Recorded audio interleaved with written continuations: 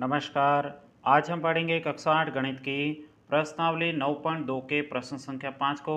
चलिए आज की क्लास को स्टार्ट करते हैं। उससे पहले आप इस वीडियो को लाइक, चैनल को सब्सक्राइब जरूर करिएगा।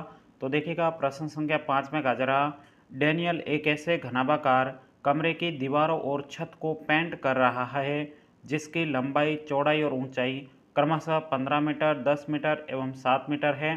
पेंट की प्रत्येक कैन की सहायता से 100 मीटर स्क्वायर क्षेत्रफल को पेंट किया जा सकता है, तो उस कमरे के लिए उसे पेंट की कितनी कैनों की आवश्यकता होगी।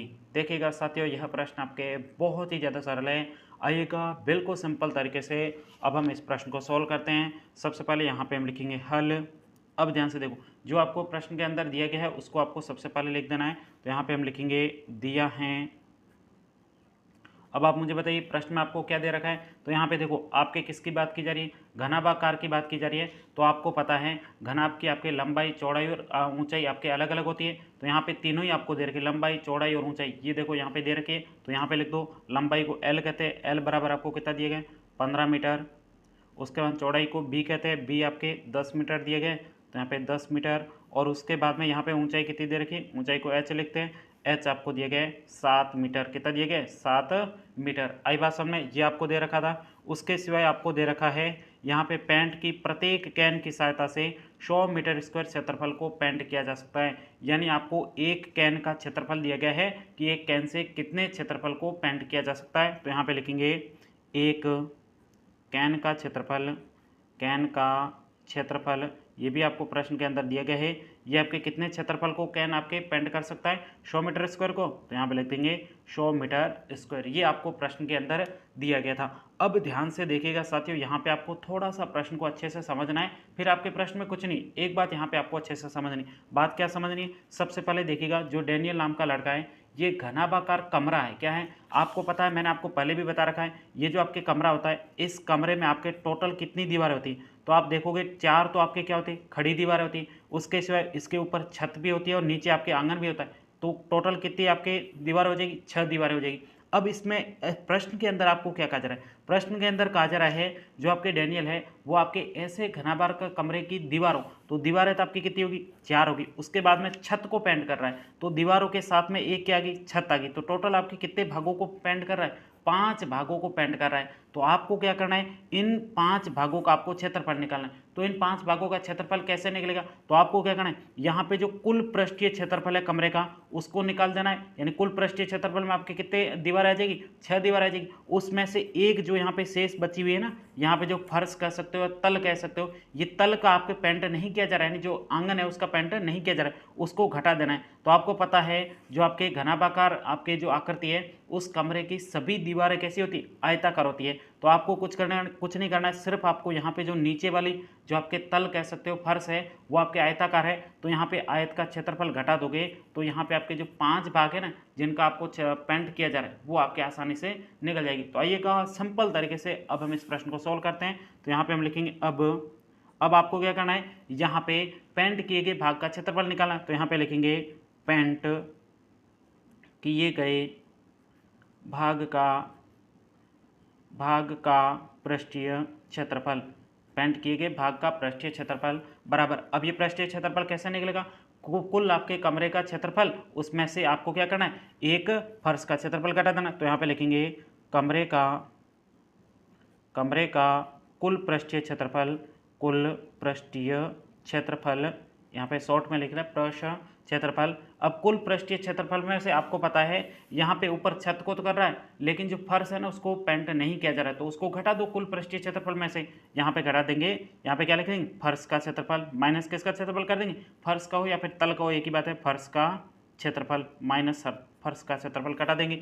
अब ध्यान से देखो, सबसे पहले देखें कमरे का कुल पृष्ठीय क्षेत्रफल, तो कमरा आपके कैसा है, घनाभाकार है। तो यहाँ पे आपको घनाभ के पृष्ठीय क्षेत्रफल का सूत्र पता ही, टोटल 6 पृष्ठ होते हैं, उन 6 पृष्ठों का क्षेत्रफल निकालने का सूत्र है 2 कोष्टक LB plus BH plus HL होता है। तो यहाँ पे लिख दो सीधा। तो यहाँ पे लिखेंगे 2 कोष्टक LB plus BH plus HL हो जाएगा, कोष्टक बंद, माइनस। अब ये तो 6 पृष्ठ का है, आपको ये 5 पृष्ठों का पूछा गया है, क्योंकि जो आपके आंगन था, फर्श था, उसको पेंट नहीं किया जा रहा है, उसके क्षेत्रफल को घटाना है। अब आपको पता है आंगन कैसा है, आंगन आपको पता है कैसा, आयताकार होता है। क्योंकि घनाभ के जो कमरा है उसके सभी जो पृष्ठ होते हैं ना, सभी दीवारें आयताकार होती है। तो यहाँ पे ये क्या आयत का क्या कर देंगे, क्षेत्रफल है जो आपके फर्श था वो। तो आयत के क्षेत्रफल का सूत्र आपको सिर्फ 3 ही सूत्र याद करने को है, घनाभ का पृष्ठीय क्षेत्रफल, घन का पृष्ठीय क्षेत्रफल और आयत का क्षेत्रफल। आयत के क्षेत्रफल का सूत्र है लंबाई गुणा चौड़ाई, L गुणा B। तो यहाँ पे लिख देंगे L गुणा B हो जाएगा। अब सिंपल तरीके से प्रश्न के अंदर जो मान दिए गए उसको यहाँ पे रख दो।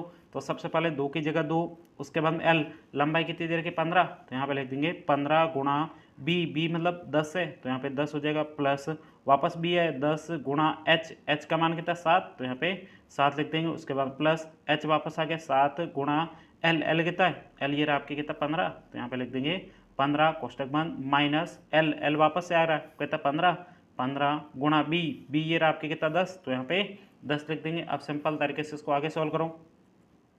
2 कोष्टक 15 का गुणा 10 से 15 दाए 150, तो यहाँ पे 150। उसके बाद प्लस यहाँ पे 10 साते 70, तो यहाँ पे 70 प्लस आपके 15 साते 105, तो ये आपके 105 कोष्टक बंद माइनस 15 दाए 150, तो ये आपके 150 हो जाएगा। अब इसको आगे सॉल्व करो।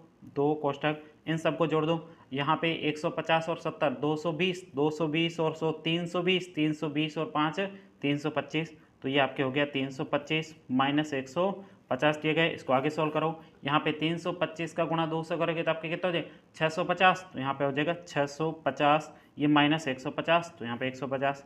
अब 650 में से 150 घटाओ, 50 सीधे गई, सिर्फ आपके 600 में से 100 घटाओ कितने बचे 500, तो यहाँ पे 500। अभी आपके क्या था पेंट किए गए भाग का क्षेत्रफल था, तो क्षेत्रफल आपको पता है किसमें आता है स्क्वायर में आता है, ये मात्रा किसमें मीटर में, तो ये आपके क्या हो जाएगा मीटर स्क्वायर। तो हमने कमरे का जो आपके पेंट किए जाने वाला भाग था उसका हमने क्षेत्रफल निकाल लिया। लेकिन इसके बाद में आपको एक और प्रश्न पूछा गया था कि यहाँ पे जो क्षेत्रफल निकाला है इस पेंट करने के लिए आपको कितने कैनों की आवश्यकता होगी जिससे आपके पेंट हो जाएगा। तो यहाँ पे आपको कैनों की संख्या निकालनी, तो यहाँ पे हम लिखेंगे आवश्यक कैनों की संख्या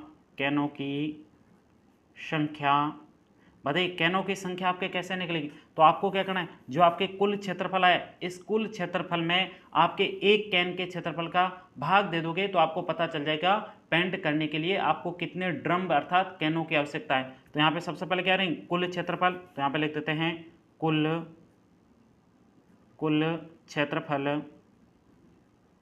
क्षेत्रफल में भाग किसका दे देंगे एक कैन का क्षेत्रफल, तो एक कैन का क्षेत्रफल। अब आप मुझे बताइए कुल क्षेत्रफल कितना, ये रहा आपके 500। उसके बाद में एक कैन का क्षेत्रफल ये रहा आपको प्रश्न के अंदर दिए गए 100, तो यहाँ पे 100 देंगे।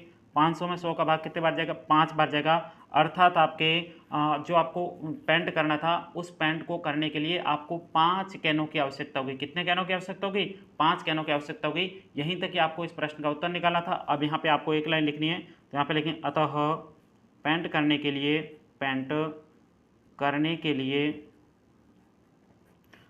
लिए आवश्यक कैनों की संख्या कितनी है 5 है उत्तर। यहीं तक कि आपको इस प्रश्न का उत्तर निकालना था। उम्मीद करता हूँ ये पूरा प्रश्न आपको बहुत ही अच्छे तरीके से समझ में आया होगा। यदि प्रश्न में कहीं पर भी कोई डाउट हो तो आप मुझे कमेंट्स करके पूछ सकते हो। और साथियों अब हम मिलेंगे अगले प्रश्न के साथ अगली क्लास में, तब तक के लिए जय हिंद जय भारत।